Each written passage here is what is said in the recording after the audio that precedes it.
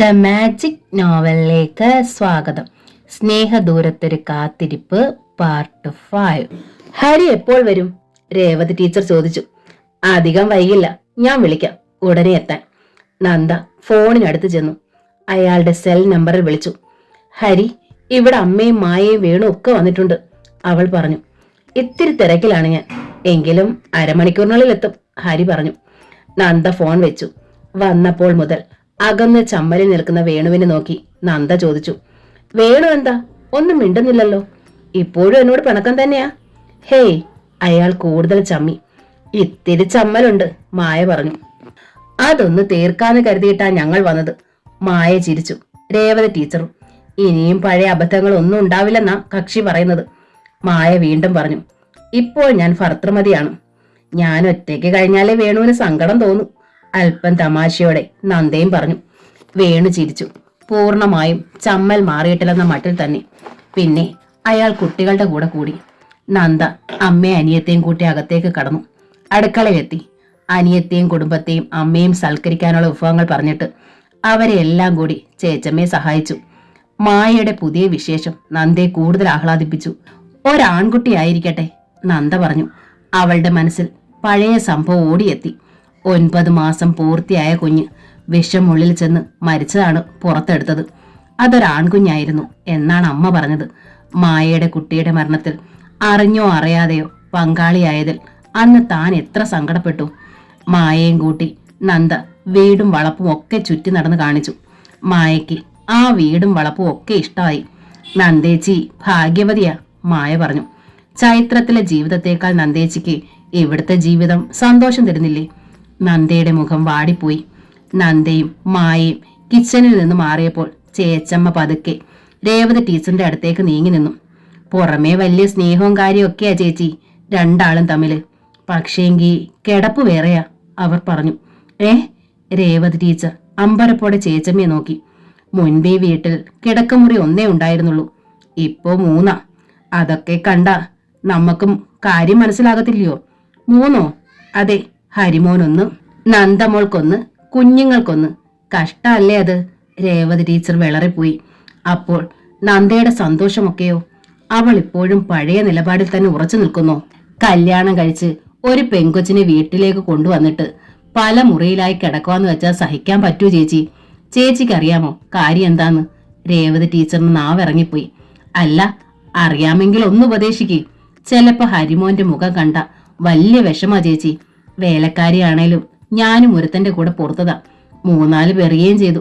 അതാ പറഞ്ഞത്, എനിക്ക് ആ സങ്കടം മനസ്സിലാകും.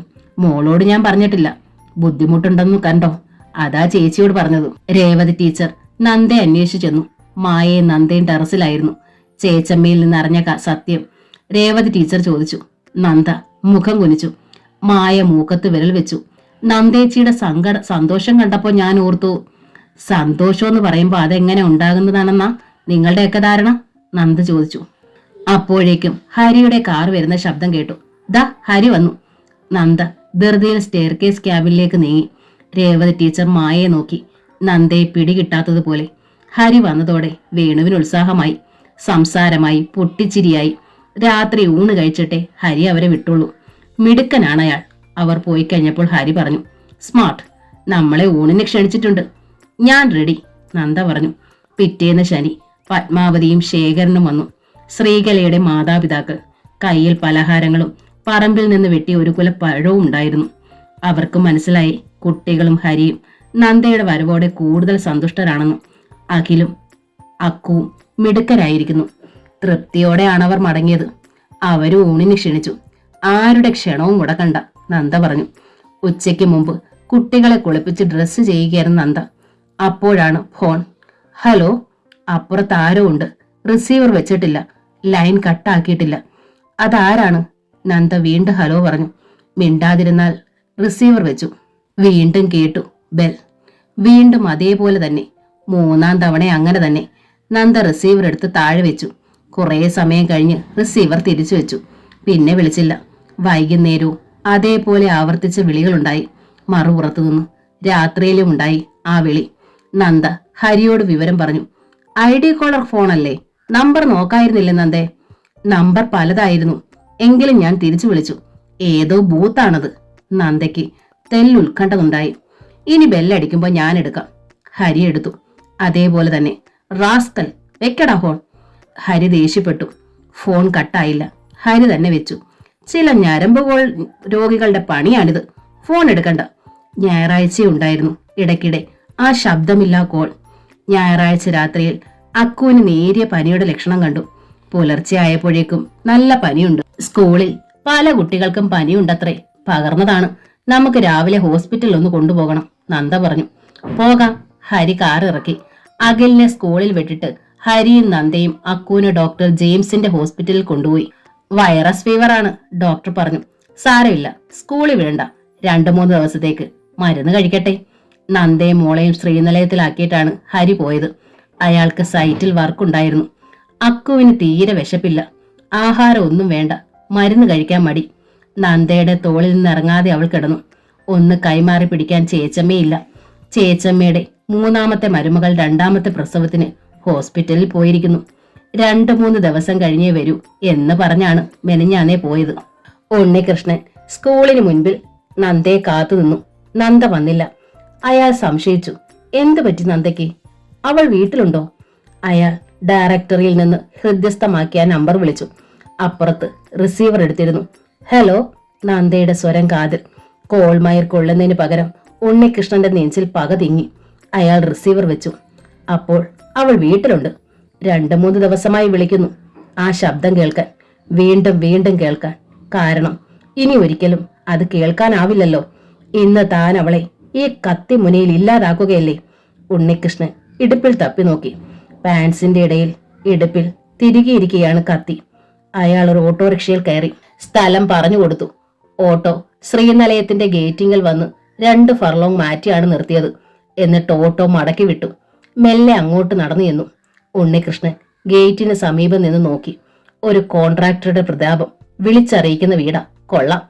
കാറും ബംഗ്ലാവും ഒക്കെ കിട്ടുമെന്നായപ്പോൾ പഴയ ഭർത്താവ് വെറും ഓട്ടമുക്കാൽ. വലിച്ചെറിഞ്ഞു കളയാൻ എത്ര എളുപ്പം. എന്നാൽ ഉണ്ണികൃഷ്ണൻ അത് പറ്റില്ല.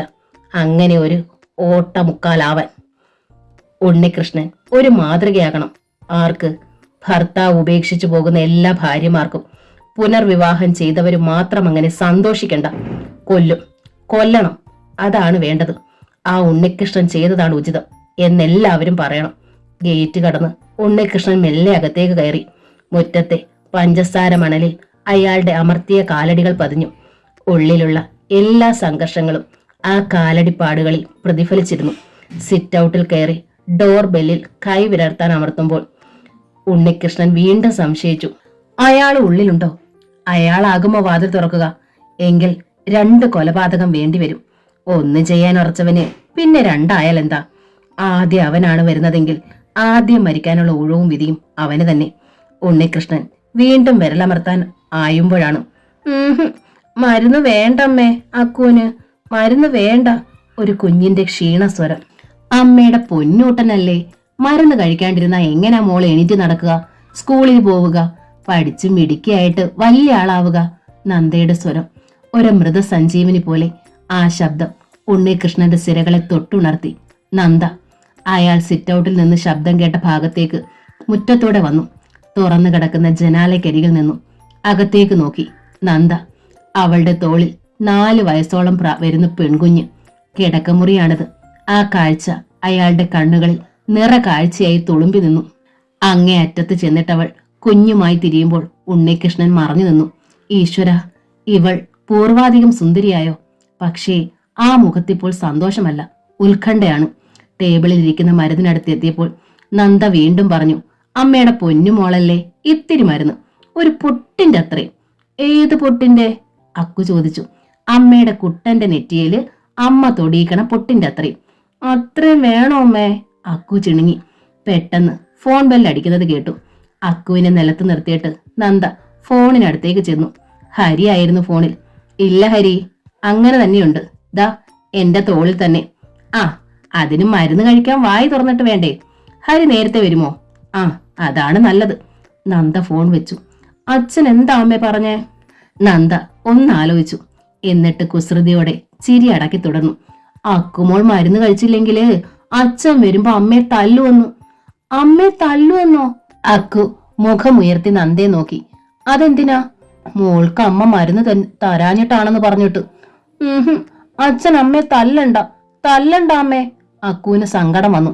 എന്നാല് അമ്മയുടെ കുട്ടൻ മരുന്ന് കഴിക്കേ. മരുന്ന് കഴിച്ചെന്ന് പറഞ്ഞ അച്ഛൻ തല്ലത്തില്ല. സത്യം സത്യം, നന്ദ പറഞ്ഞു. എന്നാത്താ? ദീനതയോടെ അക്കു പറഞ്ഞു. തരാം, പക്ഷേ ആഹാരം കഴിക്കാതെ മരുന്ന് കഴിക്കരുതെന്നല്ലേ ഡോക്ടർ അങ്കിൾ പറഞ്ഞത്? ആ, എന്താ അമ്മയുടെ കുട്ടന് വേണ്ടത്? വിശക്കൊന്നുമില്ലാഞ്ഞിട്ടാ അമ്മേ. എന്നാലും ലേശം പാല്, ഒരിത്തിരി. ആ, ഒരിത്രയും മതി. അക്കു കുഞ്ഞു വിരൽ നീട്ടിക്കാട്ടി. നന്ദ ഫ്ലാസ്കിൽ നിന്ന് ലേശം പാലെടുക്കുന്നു. അമ്മ ഒരു ചക്കരയുമ്മയും 2 പഞ്ചാരയുമ്മയും തരുവോ? എന്നാലേ അക്കു പാല് കുടിക്കൂ. അക്കു പറഞ്ഞു. ഒരു ചക്കരയുമ്മയും 2 പഞ്ചാരയുമ്മയും. തരാലോ. തന്നു കഴിഞ്ഞാ പാല് കുടിക്കുമല്ലോ. നന്ദ കുഞ്ഞിനെ എടുത്ത് ടേബിളിലിരുത്തി. അവളുടെ നെറ്റിയിലും നെറുകയിലും മുഖത്തും തെരുതിര ഉമ്മ കൊടുത്തു.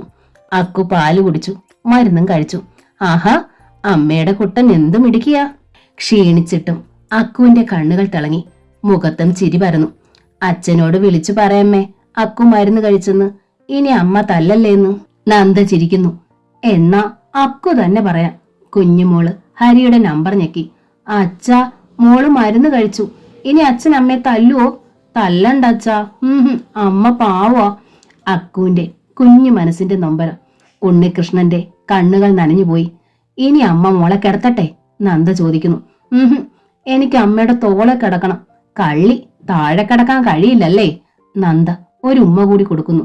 അമ്മ ഇതഴിക്കട്ടെ, തോളിൽ കിടക്കുമ്പോഴല്ലേ അഴിച്ചു മാറ്റാം. ഉണ്ണികൃഷ്ണൻ എത്തി നോക്കി. അപ്പോഴാണ് അയാൾ അത് കണ്ടത്. നന്ദ അക്കുവിന്റെ കാലിലെ ബ്രേസ് അഴിക്കുന്നു. അതോടെ ആ കുഞ്ഞിന്റെ വലതുകാൽ ബലമില്ലാതെ താഴേക്ക് തൂങ്ങുന്നു. വീഴാതിരിക്കാൻ നന്ദ ഉടനെ കുഞ്ഞിനെ കോരിയെടുക്കുന്നു. ഉണ്ണികൃഷ്ണൻ കണ്ണുകൾ ഇറുകെ പൂട്ടിപ്പോയി.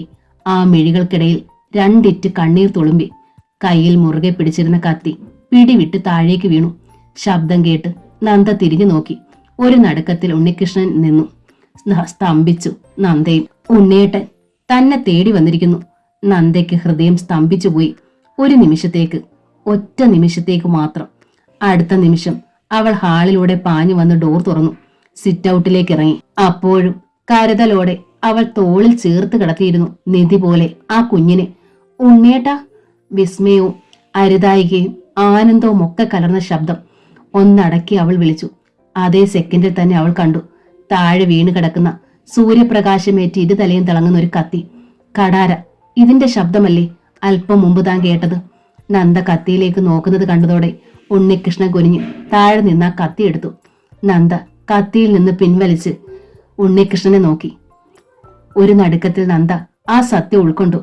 ഉണ്ണിയേട്ടൻ എന്നെ കൊല്ലാൻ വന്നതാണല്ലേ ആ ചോദ്യം. ഉണ്ണികൃഷ്ണന് കൈകളിലും നെഞ്ചിലും ഒരു വിറയലുണ്ടായി. ആണെങ്കിൽ കൊല്ല്, ആരും തടയുകയില്ല. ഇവിടെ മറ്റാരും ഇല്ലാതാനും. തനിയെ മരിക്കാൻ എനിക്ക് ഇന്നോളം കഴിഞ്ഞിട്ടില്ല. ആരെങ്കിലും ഒന്ന് കൊന്നു തന്നെങ്കിലെന്ന് ഞാൻ ഒരുപാട് പ്രാർത്ഥിച്ചിട്ടുണ്ട്. ഉണ്ണിയേട്ടൻ അതിനാണ് വന്നതെങ്കിൽ ചെയ്, മടിക്കണ്ട ഉണ്ണിയേട്ടാ. നന്ദ അക്കുവിനെ തോളിൽ നിന്ന് ഉയർത്തി ചേർത്ത് കൈത്തണ്ടയിൽ പിടിച്ചു. എന്നിട്ട് സിറ്റ് ഔട്ടിൽ നിന്ന് പടിയിറങ്ങി മുറ്റത്തേക്ക് 2 ചുവട് വെച്ചു. ഉണ്ണികൃഷ്ണൻ വിറയലോടെ അപ്പോൾ കണ്ടു നന്ദയുടെ കഴുത്തിൽ 5 വർഷം മുമ്പ് താൻ അണിയിച്ച താലിയും മാലയും. അയാളുടെ സിരകളിലേക്ക് അമ്പരപ്പായി ആ സത്യം പടർന്നു കയറി. എന്താണ് ഈ കാണുന്നത്? അപ്പോൾ ഇയാൾ താലി കെട്ടിയില്ലേ? നന്ദ വിവാഹിതയല്ലേ? എന്താണ് ഇതിനർത്ഥം? അർത്ഥം തേടിയിട്ടെന്നവണ്ണം ഉണ്ണികൃഷ്ണൻ 2 അടി മുമ്പോട്ട് വെച്ചു. വേണ്ട, വേണ്ട, വേണ്ട.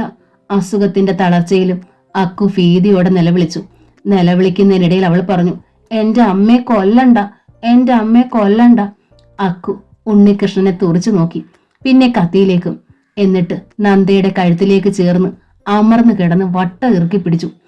നന്ദ അവളെ പൊതിഞ്ഞു പിടിച്ച് തലോടി. നമുക്ക് പോകാമേ, അകത്തു പോകാമേ, അക്കുവിന് പേടി വരുവാമേ. ആ കുഞ്ഞിന് നന്ദയോടുള്ള കരുതൽ, സ്നേഹം, അതിന്റെ നിലവിളി, നന്ദയുടെ വാത്സല്യത്തോടുള്ള പൊതിഞ്ഞു പിടിക്കൽ. ഉണ്ണികൃഷ്ണൻ കണ്ണുകൾ ഇറുകെ പൂട്ടി. ഒരു നിമിഷം അങ്ങനെ തന്നെ നിന്നു.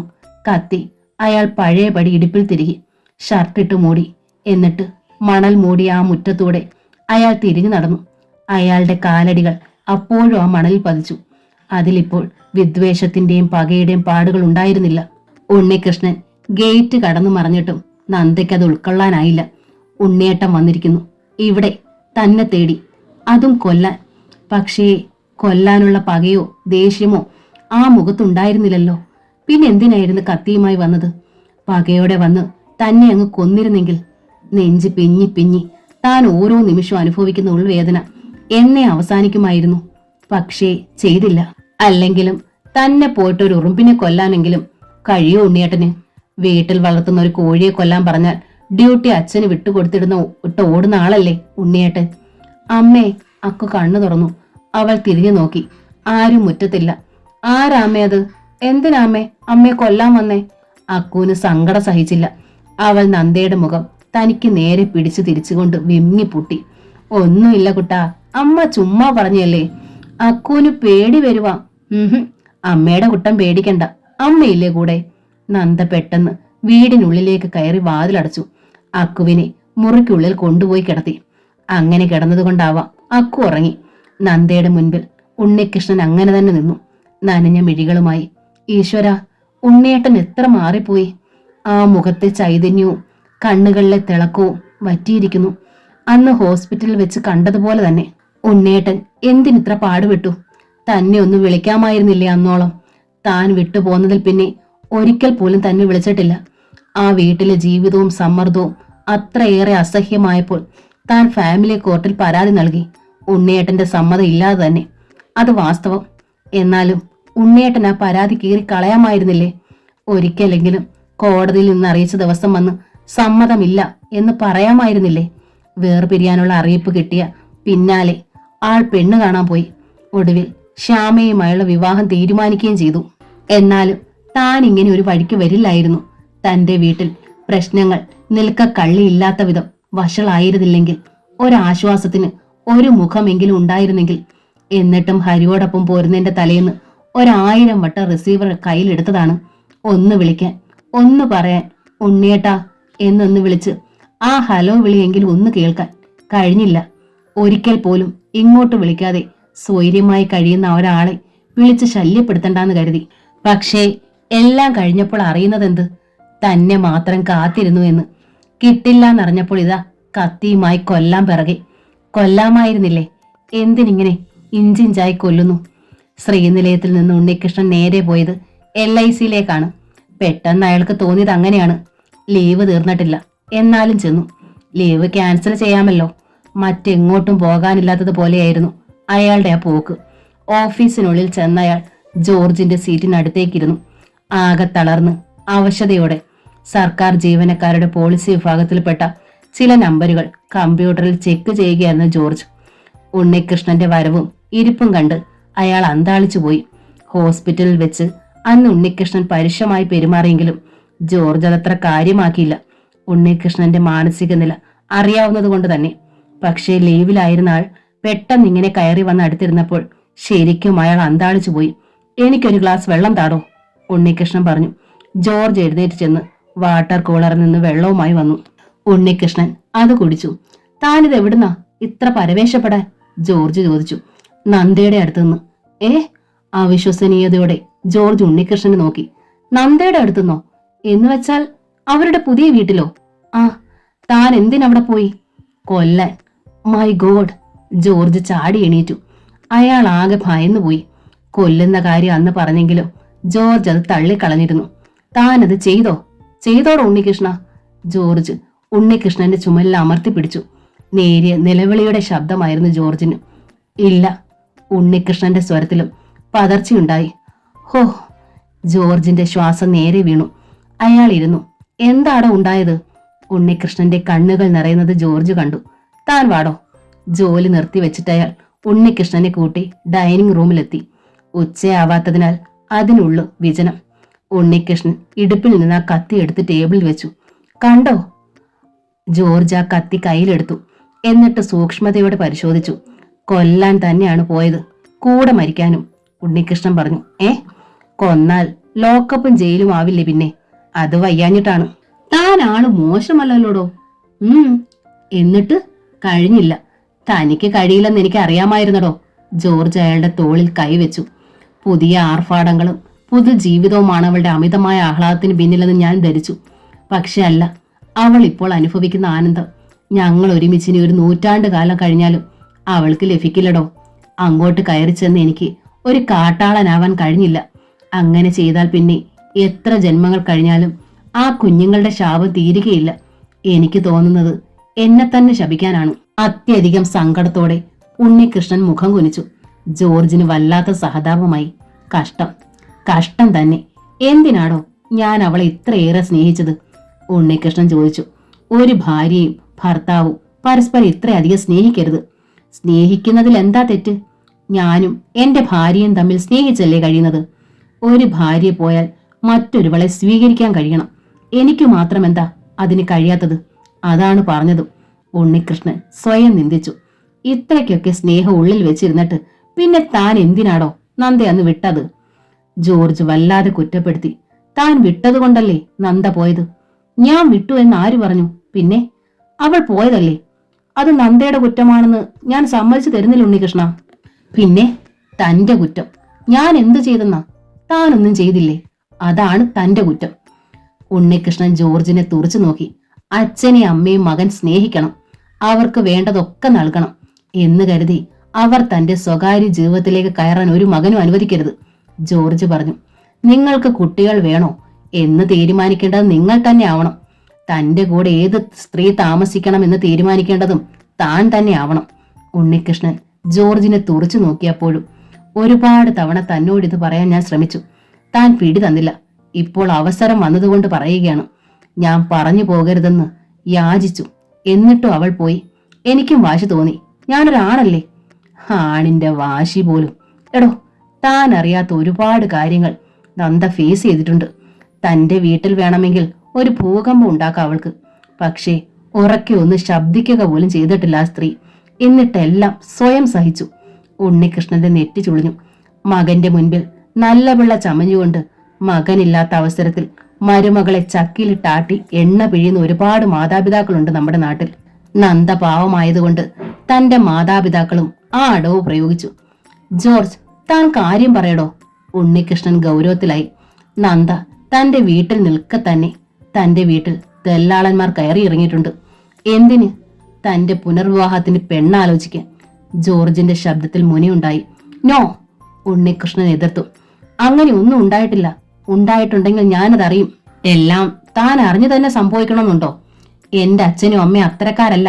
അവരങ്ങനെ ചെയ്യില്ല. എനിക്കറിയാം, ഉണ്ണികൃഷ്ണൻ പറഞ്ഞു ദൃഢമായി തന്നെ. ഒരു കാര്യം ചോദിച്ചാൽ താൻ സത്യം പറയണം. ചോദിക്ക്.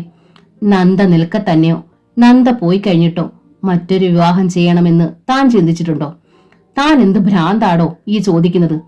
പിന്നെ എന്തിനാടോ വേറെ വിവാഹം ചെയ്യാമെന്ന് താൻ തന്റെ മാതാപിതാക്കൾക്ക് സത്യം ചൊല്ലിക്കൊടുത്തത്? എന്താ കൊടുത്തിട്ടില്ലേ? ഉവ്.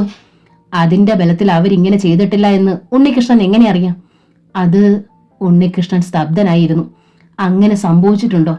തന്റെ കൂടെ കഴിയുന്ന ഭർത്താവിന്റെ പുനർവിവാഹാലോചന കൺമുൻപിൽ തകൃതിയായി നടന്നാൽ മാനം മര്യാദയുള്ള ഏതൊരു പെണ്ണും ചെയ്യാവുന്നതേ നന്ദയും ചെയ്തിട്ടുള്ളടോ. അതും തന്റെ നല്ല ഭാവിക്ക് വേണ്ടി. എന്നിട്ട് എനിക്ക് നല്ല ഭാവി ഉണ്ടായോ? അതാണ് തന്റെ കുറ്റം എന്ന് ഞാൻ പറഞ്ഞത്. പോകാൻ ഇറങ്ങിയത് ഒളിച്ചല്ലല്ലോ, പറഞ്ഞിട്ടല്ലേ. തടയണമായിരുന്നു താൻ. എന്നെ കുറിച്ച് അപവാദങ്ങൾ എഴുതി റിട്ട് നൽകി പോകുന്നവളെ തടയാനോ? അപവാദങ്ങൾ എഴുതി പോലും അത് വലിച്ചു കീറി കളഞ്ഞിട്ട കർണത്ത് 4 പൊട്ടിക്കാമായിരുന്നില്ലേടോ തനിക്ക്? നന്ദയുടെ അമ്മ പറഞ്ഞ അതേ വാചകം അത് ചെയ്തോ? ഇല്ല. കോടതിയിൽ ചെന്ന് ഒരു വാക്ക് പറഞ്ഞോ സമ്മതമല്ല എന്ന്? വാശിക്കിരുന്നു, പറഞ്ഞില്ല. താൻ കരുതി താൻ കോടതിയിൽ ചെല്ലാതെ ഇരുന്നാൽ നന്ദ തലയും താഴ്ത്തി മടങ്ങി വരുമെന്ന് അല്ലേ? ആ സത്യം, ഞാൻ അങ്ങനെ ധരിച്ചുപോയി. അഭിമാനമുള്ള പെണ്ണ് അങ്ങനെ തിരിച്ചു വരുമോടോ? ജോർജ് ചോദിച്ചു. ഉണ്ണികൃഷ്ണൻ ഒരു കൊച്ചുകുട്ടിയുടെ പകപ്പോടെ ഇരുന്നു. എന്നിട്ടോ?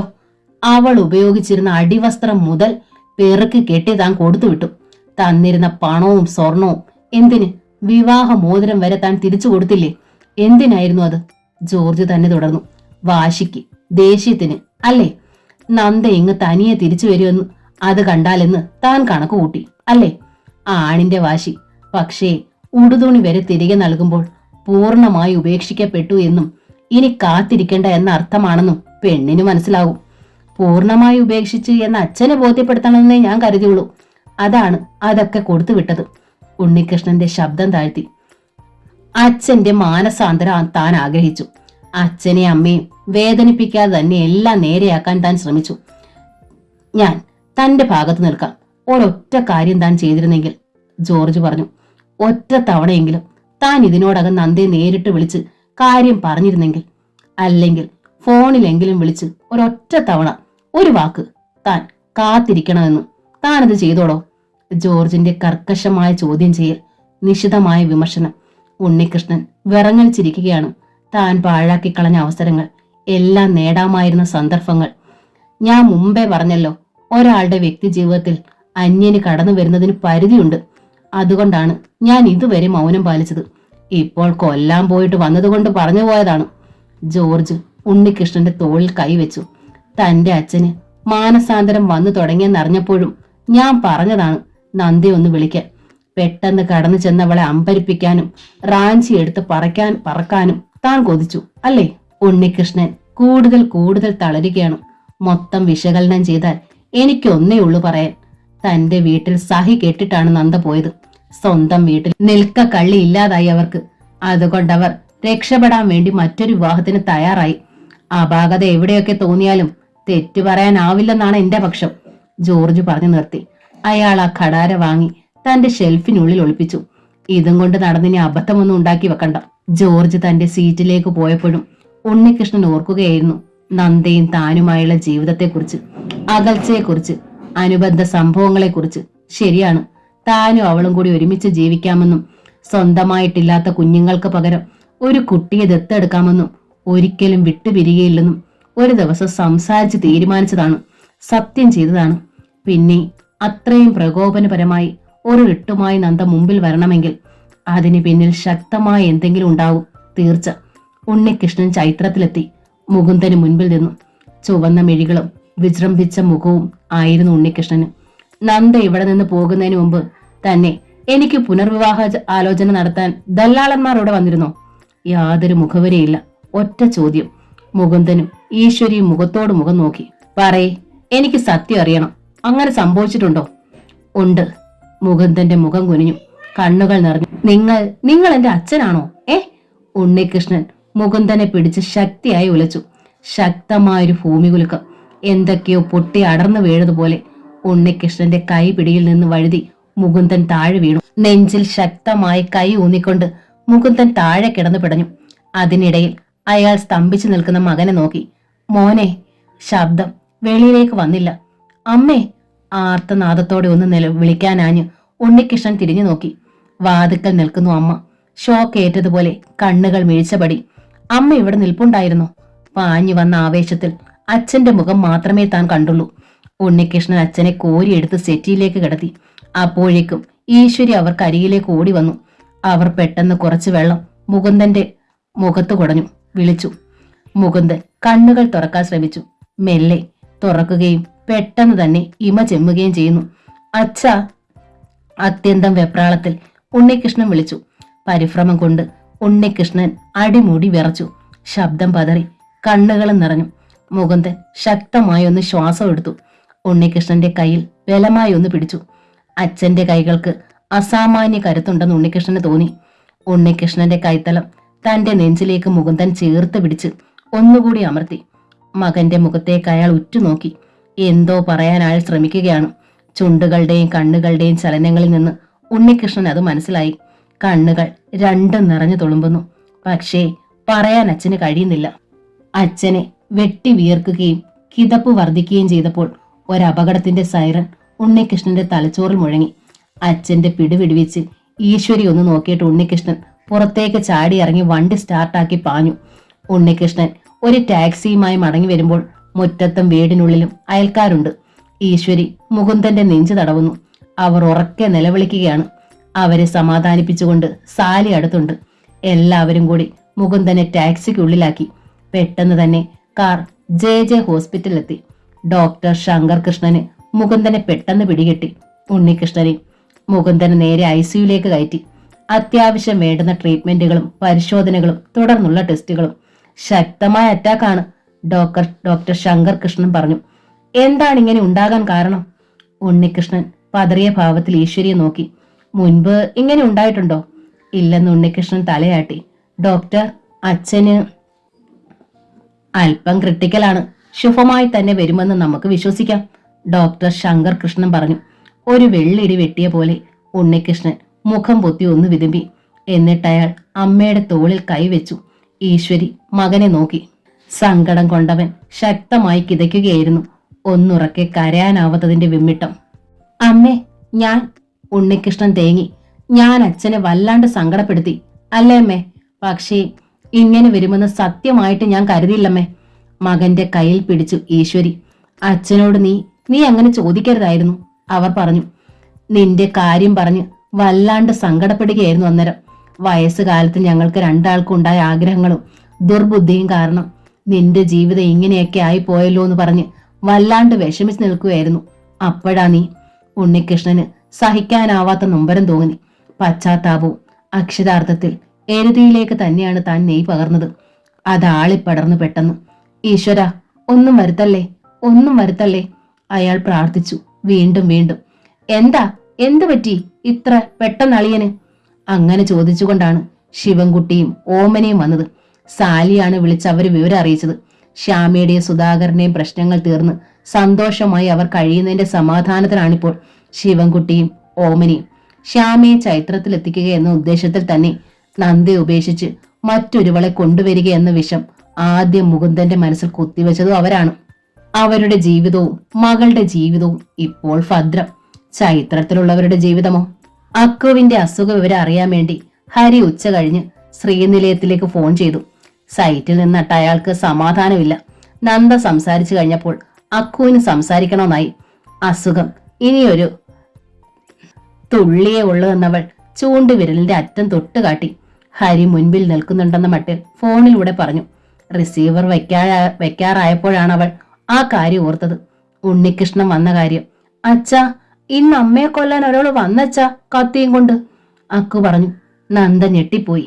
അക്കു അത് ഓർത്തിരിക്കുമെന്നോ ഇങ്ങനെ പറയുമെന്നോ നന്ദ ഒട്ടും പ്രതീക്ഷിച്ചതല്ല. ഹരിയും ഞെട്ടിപ്പോയി. അമ്മയെ കൊല്ലാനാ വന്നെന്നോ? ആര്? ഒരാള്. അക്കുവിന് പേടി വരുമായിരുന്നച്ചാ. വലിയ മീശയുള്ള ഒരാള്. ഇങ്ങനെ കണ്ണു മിഴിക്കുമായിരുന്നച്ചാ. അമ്മ ഒത്തിരി കരഞ്ഞായിരുന്നച്ചാ. അക്കു കാര്യമായി തന്നെ പറഞ്ഞു. മോൾ ഫോൺ അമ്മയ്ക്ക് കൊടുത്തേ. ഹരിക്ക് ഉത്കണ്ഠയായി. നന്ദ റിസീവർ വാങ്ങി വിറങ്ങൽ ചിരിക്കുകയാണ് അയാൾ. എന്താ നന്ദേ മോൾ പറഞ്ഞത്? ആരാണ് കത്തിയും കൊണ്ട് വന്നത്?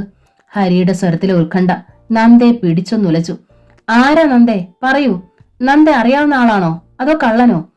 കള്ളനാണെന്ന് പറഞ്ഞ് ഒഴിയാനാവില്ല. എങ്കിൽ എന്തുകൊണ്ട് ഇത്രയും സമയമായിട്ടും തന്നെ അറിയിച്ചില്ലെന്നുള്ള ചോദ്യം വരും. നന്ദ പറയൂ, എന്നെ വിഷമിപ്പിക്കാതെ. ആരാണ് അവിടെ വന്നത്? ഉണ്ണിയേട്ടൻ. നന്ദയുടെ സ്വരം ഒരു നിശ്വാസം പോലെ ഉതിർന്നു. ഒരു നടുക്കവും അവിശ്വസനീയതയും ഹരിയുടെ സ്വരത്തിലുണ്ടായി. എന്താ കാര്യം? ഞാനില്ലാത്തപ്പോൾ എന്തിനാണ് അയാൾ വന്നത്? അതും കത്തിയും കൊണ്ട്. അയാൾ എന്ത് ചെയ്തു? എല്ലാം പറയൂ. അക്ഷമയും ഉത്കണ്ഠയും ഹരിയെ വീർപ്പ് മുട്ടിക്കുകയായിരുന്നു. ഒന്നും ചെയ്തില്ല. മുറ്റത്ത് വന്നു. കത്തി കയ്യിലുണ്ടായിരുന്നു. കൊല്ലാനൊന്നും ശ്രമിച്ചില്ല. കൊല്ലുമെന്ന് പറഞ്ഞതുമില്ല. വന്നതുപോലെ തിരികെ പോയി. കള്ളം. നന്ദ പറഞ്ഞത് ഹരി വിശ്വസിച്ചില്ല. ഞാനിത് വിശ്വസിക്കില്ല, അയാൾ പറഞ്ഞു. സത്യമാണ് ഹരി. എങ്കിൽ എന്തുകൊണ്ട് തന്നെ വിളിച്ച് നേരത്തെ പറഞ്ഞില്ല?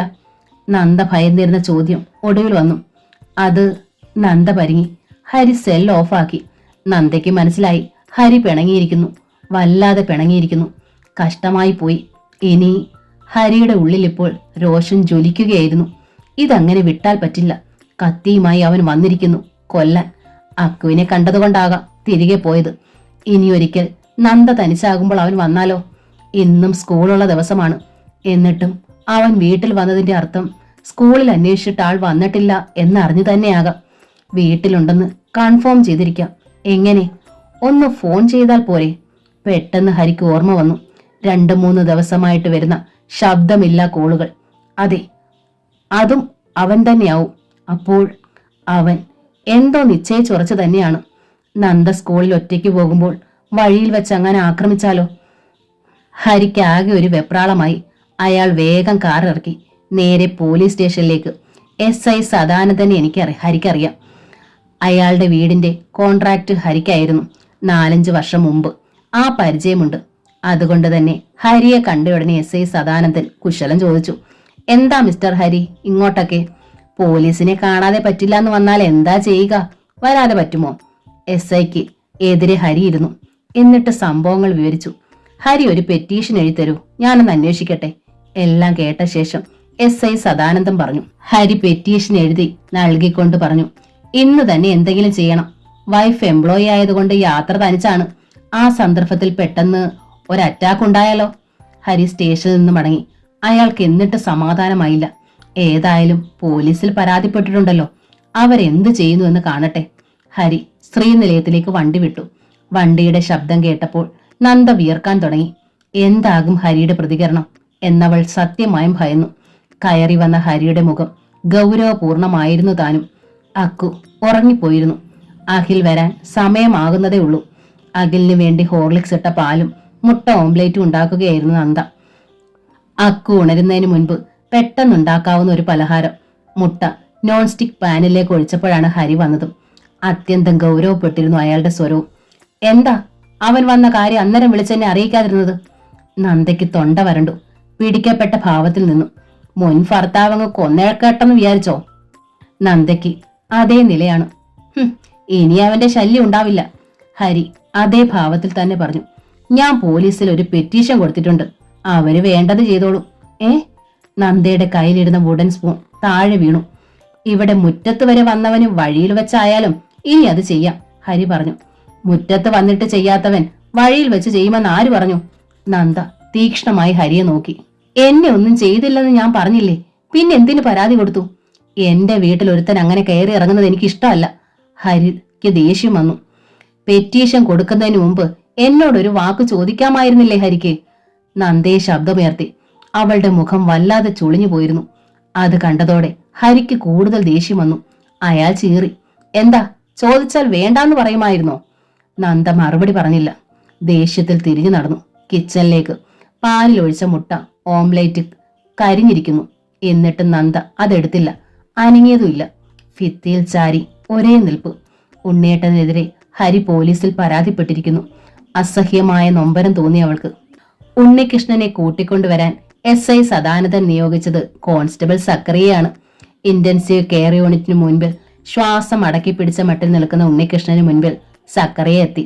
സ്റ്റേഷനിലേക്ക് വരാൻ SI സാർ പറഞ്ഞു. എന്തിന്? ഉണ്ണികൃഷ്ണൻ പകച്ചുപോയി. നിങ്ങൾ നന്ദ എന്ന സ്ത്രീയെ കൊല്ലാൻ കത്തിയും കൊണ്ട് അവരുടെ വീട്ടിൽ ചെന്നു. അവർ പരാതിപ്പെട്ടിരിക്കുന്നു. ഉണ്ണികൃഷ്ണൻ ഞെട്ടിത്തിരിഞ്ഞു. നന്ദ പരാതിപ്പെട്ടിരിക്കുന്നു? തനിക്കെതിരെ? ഈശ്വരിയും ഞെട്ടിപ്പോയി. എന്ത്? ഉണ്ണി നന്ദയെ കൊല്ലാൻ ചെന്നോ? അവർക്ക് തല കറങ്ങുന്നെന്ന് തോന്നി. ശിവൻകുട്ടി സക്കരയുടെ അടുത്തേക്ക് ചെന്നു. സാറേ, കൊല്ലാൻ ചെന്നതല്ലേ ഉള്ളൂ, കൊന്നില്ലല്ലോ. പിന്നെന്തിനാ ഇവൻ സ്റ്റേഷനിലോട്ട് വരുന്നത്? പരാതി കിട്ടിയാൽ നടപടിയെടുക്കണം. ഇയാൾ വന്നേ തീരൂ. തടഞ്ഞാൽ എനിക്ക് ബലം പ്രയോഗിക്കേണ്ടി വരും, സക്കറിയ പറഞ്ഞു. എന്നതാ സാറേ ഇത്? ശിവൻകുട്ടി ഇന്റൻസീവ് കെയർ യൂണിറ്റിന്റെ ഡോർ ചൂണ്ടിക്കാട്ടി. ഇതിന്റെ ഉള്ളിൽ കിടക്കുന്നത് ഇവന്റെ തന്തയാ. നൂലിന്മേൽ കിടന്നാടുകയാ ജീവൻ. ദൈവങ്ങളെ പിടിച്ച് ഈ ഡോറിന് മുൻപിൽ നിർത്തി പ്രാർത്ഥിക്കുക ഞങ്ങള്. ഈ അവസരത്തിൽ അവനെ കൊണ്ടുപോകരുത്. ഞങ്ങള് പിന്നെ അങ്ങ് വന്നോളാം സാറേ. പറ്റില്ല, സക്രിയ ഗൗരവത്തിലായി. ഇന്ന് തന്നെ നിങ്ങളെ കസ്റ്റഡിയിൽ എടുക്കണമെന്നാ പരാതിയിൽ പറഞ്ഞിരിക്കുന്നത്. കൊന്നില്ലെങ്കിൽ എന്താ, കൊലപാതക ശ്രമമല്ലേ? ഇനിയും ഇയാളത് ചെയ്യില്ലെന്ന് എന്താ ഉറപ്പ്? സക്കറിയ ഉണ്ണികൃഷ്ണനെ നോക്കി. ഉണ്ണികൃഷ്ണൻ അമ്മയുടെ നേരെ മിഴികൾ ഉയർത്തി. ആകെ തളർന്നു നിൽക്കുകയാണമ്മ. കരയാൻ പോലും ആക്കമില്ലാതെ. അച്ഛന്റെ നില വളരെ മോശമാണെന്ന് ഉണ്ണികൃഷ്ണൻ അറിയാം. എന്നാലും എതിർക്കാനോ യുദ്ധത്തിനോ ഉണ്ണികൃഷ്ണൻ ഇപ്പോൾ വയ്യ. പോകാം. SIയോട് കാര്യം പറഞ്ഞ് ഉടനെ തിരിച്ചു വരാം. അയാൾ പോകാൻ തയ്യാറായി. സക്കറിയ അയാളെ ജീപ്പിലേക്ക് കയറ്റി. ഈശ്വരി കൂടുതൽ തളർച്ചയോടെ താഴെ വീണു. മതിയായോ ഇപ്പൊ എല്ലാവർക്കും? ശിവൻകുട്ടി പുച്ഛത്തോടെ ചോദിച്ചു. അവള് ദേവതയായിരുന്നല്ലോ എല്ലാവർക്കും. ഇപ്പൊ കണ്ടില്ലേ, 3-4 കൊല്ലം ഒരുമിച്ച് ജീവിച്ചത് പോലും അവള് മറന്നില്ലേ? ഒരു കത്തിയും കൊണ്ട് ചെന്നെന്നും പറഞ്ഞ് ഉടനെ പോലീസിനെ വിട്ടിരിക്കുന്നു. വിലങ്ങ് വെപ്പിക്കാനും ലോക്കപ്പിലിട്ട് തല്ലി ചതയ്ക്കാനും. അവൾ ആള് നമ്മൾ കരുതിയ പോലല്ലോ, ഓമന പറഞ്ഞു.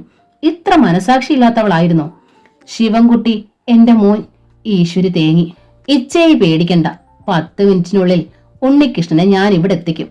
അവളല്ല, അവടെ അപ്പം പരാതി കൊടുത്താലും ശിവൻകുട്ടിക്ക് പുല്ല. പറയുക മാത്രമല്ല, ഒരു ഓട്ടോറിക്ഷ എടുത്ത് ശിവൻകുട്ടി അവർക്ക് പിന്നാലെ പോവുകയും ചെയ്തു. ഉണ്ണികൃഷ്ണനും സക്കറിയയും എത്തിയ പുറകെ തന്നെ ശിവൻകുട്ടിയും സ്റ്റേഷനിലെത്തി. ഉണ്ണികൃഷ്ണനെ ഹോസ്പിറ്റലിൽ നിന്നാണ് കസ്റ്റഡിയിലെടുത്തതെന്നും മറ്റുള്ള വിവരങ്ങൾ സക്കറിയ തന്നെ SIയോട് പറഞ്ഞു. എന്താണ് അച്ഛൻ അസുഖം? SI ഉണ്ണികൃഷ്ണനോട് ചോദിച്ചു. അറ്റാക്കാ സാറേ, രക്ഷയില്ലെന്നാ ഡോക്ടർ പറയുന്നേ.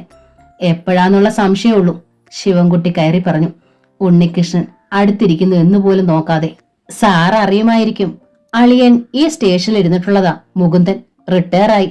ഓ മുകുന്ദൻ, ഞങ്ങൾ ഒരുമിച്ച് വർക്ക് ചെയ്തിട്ടുള്ളതാണ്. SIക്ക് ഓർമ്മ വന്നു. അതോടെ സദാനന്ദന്റെ ഗൗരവം അലിഞ്ഞു. മുകുന്ദന്റെ മകൻ എന്ന പരിഗണന ഉണ്ണികൃഷ്ണന് കിട്ടി. അദ്ദേഹം കാര്യങ്ങൾ ചോദിച്ചു. ഉണ്ണികൃഷ്ണനും ശിവൻകുട്ടിയും കൂടി കാര്യങ്ങൾ ചുരുക്കി പറഞ്ഞു. സാർ, കൊല്ലാനാണ് പോയത്, പക്ഷെ കഴിഞ്ഞില്ല. അതെന്താ? ഉണ്ണികൃഷ്ണൻ മുഖം കുനിച്ചു. ശരി, ഇപ്പോഴത്തെ സാഹചര്യം കണക്കിലെടുത്ത് വിടുന്നു. പക്ഷേ ഇങ്ങനൊരു അറ്റംപ്റ്റ് ഉണ്ടാവരുത്. ഒരു പെറ്റീഷൻ കിട്ടിയ സ്ഥിതിക്ക് ഞങ്ങൾക്ക് അന്വേഷിക്കാതിരിക്കാൻ പറ്റില്ലല്ലോ. പക്ഷേ ഇനി മുതൽ നിങ്ങൾ ഞങ്ങളുടെ നിരീക്ഷണത്തിലായിരിക്കും. അത് മറക്കണ്ട. ഇപ്പൊ പൊയ്ക്കോളൂ, SI പറഞ്ഞു. ഉണ്ണികൃഷ്ണനും ശിവൻകുട്ടിയും ഒരു ഓട്ടോറിക്ഷയിൽ കയറി ഹോസ്പിറ്റലിലെത്തി.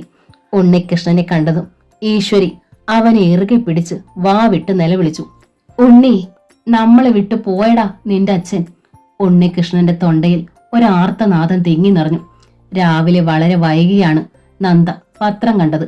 ചേച്ചമ്മ രാവിലെ വന്നതുകൊണ്ട് അടുക്കള ജോലിയിൽ ശ്രദ്ധിക്കേണ്ടതായി വന്നില്ലെങ്കിലും അഖിലിനെ സ്കൂളിലേക്ക് വിടണമായിരുന്നു. ഹരിയും ഒപ്പം തന്നെ ഒരുങ്ങി. അഖിലിനെ വിട്ടിട്ട് അതുവഴി ഹരിക്ക് സൈറ്റിലേക്ക് പോകണം. കോളവും ഭീമും വാർക്കുകയാണെന്ന്, നേരത്തെ ചെല്ലണം. അക്കുവിന് അല്പം ആശ്വാസമുണ്ട്. എന്നാലും ക്ഷീണം പോയിട്ടില്ല. അവൾ ഷാട്ടിയും പിടിച്ച് നന്ദയുടെ നെഞ്ചിൽ തന്നെ പറ്റി ചേർന്നിരുന്നു. അക്കുവിനെ മടിയിലിരുത്തിക്കൊണ്ടാണ് നന്ദ പത്രം നോക്കിയത്.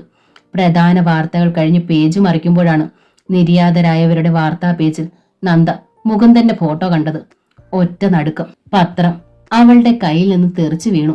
ഏതാനും നിമിഷത്തെ സ്തംഭനാവസ്ഥ കഴിഞ്ഞ് നന്ദയ്ക്ക് ചലനശക്തി തിരിച്ചു കിട്ടിയുള്ളൂ. അവൾ പത്രം വീണ്ടും എടുത്തു നോക്കി. ഗാംഭീര്യമുള്ള മുഖം, ലേശം വളഞ്ഞ കൊമ്പൻ മീശ, കണ്ണട, നേരിയ ചിരി. ഈ ഫോട്ടോ പോലും തനിക്ക് സുപരിചിതമാണ്. 60ാം പിറന്നാൾ ആഘോഷിച്ചപ്പോൾ എടുത്തതാണ്. ഇതേ ഫോട്ടോ എല്ലാവരും ചെയ്ത് ഹാളിൽ വെച്ചിട്ടുമുണ്ട്. നന്ദയുടെ കണ്ണീർപ്പാട ചൂടിയ മിഴികൾ ആ ഫോട്ടോയ്ക്ക് താഴെ പതിഞ്ഞു. ഹൃദയാഘാതം മൂലമാണ് മരണം സംഭവിച്ചത്. ഈശ്വരിയാണ് ഭാര്യ. LICയിൽ ഉദ്യോഗസ്ഥനായ ഉണ്ണികൃഷ്ണൻ ഏക മകനാണ്. സംസ്കാരം ഇന്ന് ഉച്ചയ്ക്ക് 2 മണിക്ക് വീട്ടുവളപ്പിൽ. പെട്ടെന്ന് എന്താണ് ഇങ്ങനെ ഒരു ഹൃദയാഘാതം ഉണ്ടാകാൻ? ഇന്നലത്തെ സംഭവങ്ങളാണോ കാരണം? ഹരി ഇന്നലെ ഉച്ച കഴിഞ്ഞ് ഉണ്ണിയേട്ടനെതിരെ പരാതി പോലീസ് സ്റ്റേഷനിൽ കൊടുത്തു. ഒരുപക്ഷേ പോലീസ് ചൈത്രത്തിലേക്ക് ചെന്നിരിക്കും. കൊല്ലാൻ കത്തിയുമായി നടക്കുന്ന ഒരാളെ പിടികൂടുന്ന രീതിയിൽ ഉണ്ണിയേട്ടനെ അച്ഛന് മുൻപിൽ വെച്ചവർ പിടികൂടിയിരിക്കും. അതല്ലാതെ ഇത്ര പെട്ടെന്ന് ഇങ്ങനെയൊന്നും സംഭവിക്കാൻ മറ്റെന്താണ് കാരണം? മകന്റെ ദേഹത്ത് ഒരു ഉറുമ്പ് കടിക്കുന്നത് പോലും സഹിക്കാത്ത ആളാണ് അച്ഛൻ. പോലീസിലായിരുന്നു. കള്ളപ്പുള്ളികളെ തല്ലിയിട്ടുണ്ട് ക്രൂരമായിട്ട്. പക്ഷേ ആ മനത്തന്റെ ഇടമൊന്നും മകന്റെ കാര്യത്തിൽ തീരെയില്ല. ഹൃദയം വരഞ്ഞ് അരച്ച മുളക് തേക്കുന്നത്ര നീറ്റൽ തോന്നി നന്ദയ്ക്ക്. താനാണോ പെട്ടെന്നുള്ള ഈ ഹൃദയാഘാതത്തിനും മരണത്തിനും കാരണം? അവൾ ഫോണിനരികിലേക്ക് നീങ്ങി. ഹരിയുടെ സെൽ നമ്പർ വിളിച്ചു. കിട്ടുന്നില്ല. തൽക്കാലം കിട്ടുകയില്ല. ദയവായി അല്പം കഴിഞ്ഞ് ട്രൈ ചെയ്യൂ എന്ന ഇംഗ്ലീഷ് വാചകം കേട്ടു. നന്ദ അല്പം കഴിഞ്ഞ് വീണ്ടും വിളിച്ചു. ഉച്ചയായിട്ടും ഹരിയെ കിട്ടിയില്ല. ഭീമും കോളവും വാർക്കയായതിനാൽ അതിട്ടിട്ട് ഒരിടത്തേക്കും പോകാൻ ഹരി ഇഷ്ടപ്പെടില്ല. ശ്രദ്ധയോടെ നിന്നില്ലെങ്കിൽ പ്രശ്നമാകും. അങ്ങനെയുള്ള ദിവസങ്ങളിൽ ഹരി സെൽഫോൺ ഓഫ് ആക്കി വെച്ചിരിക്കും. ഉച്ചയായിട്ടും ഹരിയെ കിട്ടാതെ വന്നപ്പോൾ നന്ദ പതിയെ ഡ്രസ്സ് മാറി. അമ്മ എവിടെ പോകാം അമ്മേ? അക്കു ക്ഷീണിതയായി ചോദിച്ചു. നന്ദ അവൾക്കിടാനൊരു ഫ്രോക്ക് എടുത്തു. വയ്യാത്ത കുഞ്ഞിനെ ഇവിടെ ആക്കിയിട്ട് ഇങ്ങനെ പോവും? 2-3 ദിവസം വരാതിരുന്നതിനാൽ ചേച്ചമ്മയ്ക്ക് ക്ലീനിങ് ഉൾപ്പെടെ പിടിപ്പത് പണിയുണ്ട്. കുഞ്ഞിനെ നന്നായി ശ്രദ്ധിച്ചെന്ന് വരില്ല. നന്ദ അക്കുവിന് ഉടുപ്പിടിയിച്ചു. നമ്മൾ എവിടെ പോവാ അമ്മേ? അക്കു ചോദിച്ചു. നമ്മുടെ മുത്തശ്ശൻ മരിച്ചു, കാണാൻ പോവാ. അമ്പാട്ടെ മുത്തശ്ശനാ? ശ്രീകലയുടെ അച്ഛന്റെ കാര്യമാണ് അക്കു ഓർത്തത്. അല്ല, വേറൊരു മുത്തശ്ശൻ ഇന്നാളിവിടെ വന്നില്ലേ? നന്ദ അവളെ ഒരുക്കി തോളിൽ കിടത്തി ചേച്ചമ്മയുടെ വിവരം പറഞ്ഞ് എന്നിട്ട് പുറത്തേക്കിറങ്ങി. കഴിഞ്ഞ ദിവസം ഇവിടെ വന്ന് മാപ്പു പറഞ്ഞ ആ മുഖം മനസ്സിൽ തെളിഞ്ഞു നിന്നു. മുകുന്ദന്റെ മൃതശരീരം ഒന്ന് കാണാതിരിക്കാൻ തനിക്കാവില്ല. എന്തു തന്നെ പ്രത്യാഘാതം ഉണ്ടായാലും പോയേ തീരൂ. നന്ദ ഉറച്ചു. ഒരു ഓട്ടോറിക്ഷയിൽ നന്ദ ചൈത്രത്തിന്റെ ഗേറ്റിങ്കിൽ ഇറങ്ങി. ആളുകൾ വഴിയിലും ഗേറ്റിങ്കിലും ഗേറ്റിനുള്ളിലും മുറ്റത്തുമൊക്കെയായി തിങ്ങി നിറഞ്ഞിരുന്നു. മുറ്റത്തെ പന്തലിൽ മുകുന്ദനെ കിടത്തിയിരുന്നു. തോളിൽ കിടക്കുന്ന കുഞ്ഞുമായി വരുന്ന നന്ദയെ തിരിച്ചറിഞ്ഞിട്ടവർ അവൾക്കായി വഴി ഒതുങ്ങിക്കൊടുത്തു. നന്ദ ആ ആൾക്കൂട്ടത്തിന്റെ മുൻനിരയിലെത്തി. അവൾ കണ്ടു, തറയിൽ വെട്ടിയിട്ട വലിയ വാഴയിലയിൽ വെള്ള പുതപ്പിച്ച് കിടത്തിയിരിക്കുന്നു മുകുന്ദനെ. ദീർഘനേരം അവൾ നോക്കി നിന്നു. സിറ്റ് ഔട്ടിൽ മറ്റുള്ളവർക്ക് നടുവിൽ കരഞ്ഞും തളർന്നും ഇരിക്കുന്ന ഈശ്വരിയുടെ ശ്രദ്ധ ആരോ നന്ദയിലേക്ക് തിരിച്ചു. പൊന്നുമോളെ, നമ്മുടെ അച്ഛൻ പോയല്ലോടി. ഈശ്വരി നെഞ്ചു പൊട്ടി നിലവിളിച്ചു. നന്ദ അങ്ങോട്ട് നോക്കി. ഒരുപാട് പേരുണ്ടെങ്കിലും ഒറ്റപ്പെട്ടതുപോലെ ഇരിക്കുന്ന ഈശ്വരി. നന്ദയ്ക്ക് കണ്ണു തുളുമ്പിപ്പോയി. അവൾ ഈശ്വരിക്ക് അരികിൽ ചെന്നിരുന്നു. ഇന്നലെയും നിന്റെ കാര്യം പറഞ്ഞ് സങ്കടപ്പെട്ടതാ പൊന്നുമോളെ. ഈശ്വരി അവളെ ഉറുപ്പടക്കം പിടിച്ച് വലിയ വായിലേക്ക് കരഞ്ഞു. നന്ദയും വിങ്ങിപ്പൊട്ടി. കരച്ചിലിന്റെ ചീളുകൾ ഭയപ്പെടുത്തിയപ്പോൾ അക്കു ഉറക്കെ കരഞ്ഞു. നന്ദ അവളെ പൊതിഞ്ഞു പിടിച്ചു. ഒരു കൈകൊണ്ട് ഈശ്വരിയെയും പിടിച്ചു. സ്നേഹദൂരത്തൊരു കാത്തിരിപ്പ് എന്ന നോവലിന്റെ ഈ ഭാഗം ഇവിടെ പൂർണ്ണമാവുകയാണ്. ഈ നോവൽ നിങ്ങൾക്ക് ഇഷ്ടമായെങ്കിൽ ലൈക്ക് ചെയ്ത് ഷെയർ ചെയ്ത് സബ്സ്ക്രൈബ് ചെയ്യണേ. താങ്ക്